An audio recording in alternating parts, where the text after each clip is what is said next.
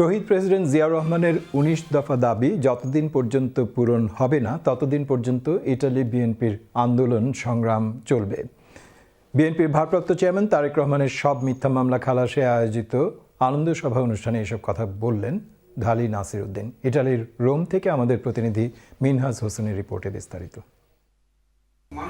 ২১ August grenade হামলা মামলায় বিএনপির ভারপ্রাপ্ত চেয়ারম্যান তারেক রহমান সহ সকল আসামির খালাস ঘোষণায় তাৎক্ষণিক আনন্দ সভা ও মিষ্টি বিতরণের আয়োজন করেছে ইতালি বিএনপি। রোববার সন্ধ্যায় স্থানীয় একটি রেস্টুরেন্টের হলরুমে আয়োজিত এই আনন্দ সভায় সংগঠনের সাধারণ সম্পাদক ও special assistant to the chairperson foreign affairs adviser কমিটির সদস্য ঢালী নাসির উদ্দিনের পরিচালনায় সভাপতিত্ব করেন সহসভাপতি মইনুল আলম খোকন। আনন্দ সভায় এই মুহূর্তে খবর এলো তারেক রহমান মুক্তি পেল। তারেক রহমান বীরের বেশে যাবে ফিরে বাংলাদেশে স্লোগানে মুখরিত হয়ে ওঠে এ সময় বক্তব্য দেন ইতালি বিএনপির সিনিয়র যুগ্ম সাধারণ সম্পাদক শাহ মোহাম্মদ তৌহিদ কাদের, সাংগঠনিক সম্পাদক কামরুজ্জামান রতন, মান্নান হীরা, আলী হোসেন, আলী আক্কাস বারেক, আজহার মৃদা, ছুন্নু মৃদা, সুলেমান মৃদা, ইতালি যুবদল সভাপতি জাকির হোসেন গনি, বিএনপি নেতা ইকবাল ব্যাপারী, মোহাম্মদ সুরুজ সহ আরও অনেকেই।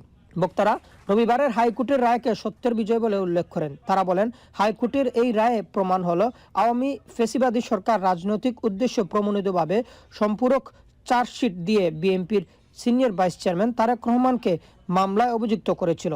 ঐতিহাসিক রায়ের মধ্য দিয়ে আবারও প্রমাণিত হয়েছে যে তারেক রহমানের বিরুদ্ধে আনীত সব মামলায় রাজনৈতিক ষড়যন্ত্রমূলক ছিল।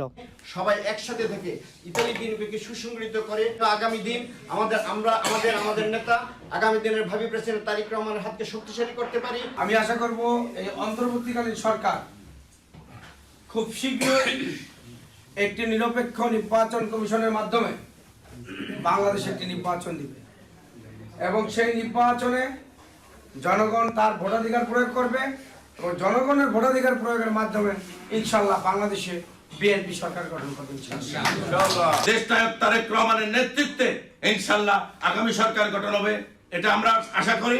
বাংলাদেশের এই 18 কোটি মানুষ যেন তার সুনির্দিষ্ট লক্ষ্যে পৌঁছতে পারে জনাব তারেক রহমানের নেতৃত্বে।